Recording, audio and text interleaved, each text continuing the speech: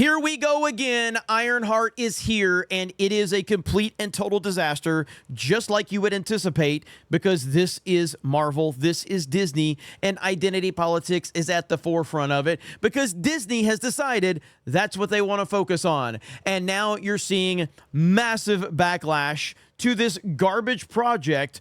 And the usual suspects are out there tweeting, crying, saying that you're a racist and a sexist and a misogynist and all of that. If you go over to the official trailer on Marvel's YouTube channel, you can see the glorious ratio, the iconic ratio that we are seeing for Ironheart. And it reminds me a lot of another film that got a lot of backlash because of identity politics, Robin in the Hood. If you remember Robin in the Hood from Director X, the ratio for that one is even worse than the one for the Marvel show Ironheart. But 9,200 downvotes to only 300 upvotes. Obviously, this is on Marvel's YouTube channel, 21 million subscribers, so they're going to get a lot of bot likes or whatever. But 177,000 downvotes, and it's not getting much better. Now, of course, like I said, the usual suspects are there. Why are the replies closed? Because of the effing racist and misogynist started the hate campaign without even seeing it. Well, so discussing film, which is run by pathetic losers, they have me blocked, but they turned the replies off on this video because they were scared of the responses. So, you know, these weirdos are crying and calling everybody racist, sexist. Valiant Renegade says, no, this show is a disaster that Disney held in a closet for nearly 3 years since it finished principal photography, and it cost a likely $200 million. Disney didn't want to get embarrassed and eat a financial turd on the balance sheet when nobody watched it at a very tenuous time on Disney Plus streaming and a huge mounting losses. Disney described this show as a black woman's experience trying to live in a white man's world, which is precisely the sort of black fatigue the overwhelming 20-year demographic of Marvel is utterly exhausted by. Disney is doing a 3-episode dump of the premiere out of 6 in late June to get this over with and desperately try to get this show to chart on streaming originals with Nielsen and Luminate. The last 3 episodes are dropping in July, the next fiscal quarter, so Disney doesn't have to eat all of the cost losses at one time. And this is directly from Disney.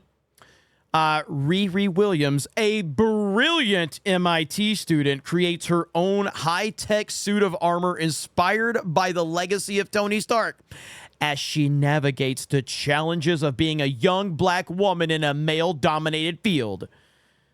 This is what Disney has put at the forefront. This is what this show is about, identity politics. That's it. And no one likes it. No one's looking forward to it. Everyone's roasting it, and rightfully so. So you can sit there with your iconic nonsense and you could pretend that people are interested in this all you want, but no one is interested in this at all. And all it is black girl magic. It's just like the line from, what was that? The Marvels? Black Girl Magic with Samuel L. Jackson. I believe it was the Marvels. I'm not going to play this because, to be honest, I really appreciate the audience, so I don't want to put you through this. If you choose to want to torture yourself by watching this trailer, you're welcome to do that. But I can promise you that it's not good at all. It's a very bad trailer, and this will be completely irrelevant once it releases, all 6 episodes.